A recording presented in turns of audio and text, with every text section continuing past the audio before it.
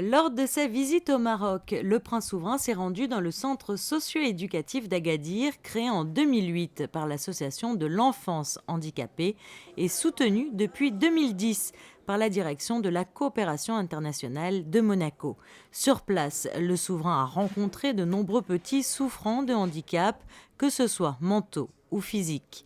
L'extrême vulnérabilité de ces enfants et la forte demande émanant souvent de parents vivant dans une situation de grande précarité font que le mouvement associatif marocain en faveur des personnes en situation de handicap s'est largement développé au cours de la dernière décennie. Un mouvement fortement soutenu par la direction de la coopération internationale de Monaco. C'était un des premiers projets d'appui aux personnes en situation de handicap qu'on a appuyé ici au Maroc depuis près de 5 ans. Il a la particularité, comme vous le voyez, de regrouper énormément d'enfants. Pourquoi ? Parce qu'il couvre 2 régions entières du Royaume du Maroc, donc une population énorme. Hélas, il y a d'ailleurs une longue liste d'attente d'enfants qui ne peuvent pas encore rentrer dans le centre. Pourtant, ils sont à plein, comme vous l'avez vu. C'est un centre qui s'occupe aussi bien de handicap mental que physique, comme vous l'avez vu, ou de polyhandicap. Adolescents, enfants, et qui a un énorme service de kinésithérapie, ergothérapie, orthophonie. Je crois pouvoir dire que c'est un des plus performants au Maroc dans ce domaine.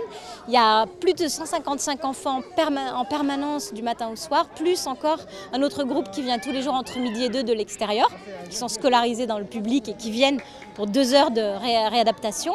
Et il y a également un service à domicile pour les familles qui ne peuvent même pas emmener les enfants au centre. Premier du genre au Maroc, ce centre de référence est entièrement tenu par des personnes locales, volontaires ou bénévoles, mais qui manquent pour la plupart de formation adéquate leur permettant de mener à bien des actions répondant aux besoins des enfants handicapés et de leurs familles. C'est pourquoi la direction de la coopération internationale de Monaco a mandaté, durant près de 3 ans, une ergothérapeute française afin de mettre en place une filière d'ergothérapie dans le centre, une spécialité n'existant pas au Maroc. Où elle a eu une ergothérapeute qui était là pendant pratiquement 2 ans et demi, qui nous a formé notre équipe sur place, qui a fini sa mission, mais qui a laissé derrière elle une équipe qui a pris le relais et continue. Ce qui fait pour nous, c'est un acquis total.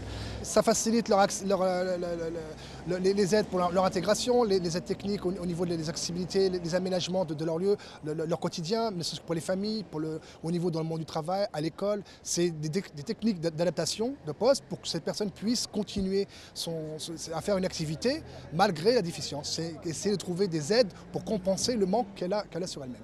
Le prince souverain a achevé sa visite en se rendant à la piscine d'Agadir, là où la princesse Charlène avait donné en avril 2013 le coup d'envoi de Learn to Swim, le programme phare de sa fondation, qui a pour objectif d'enseigner la natation à de jeunes enfants pour éviter les noyades.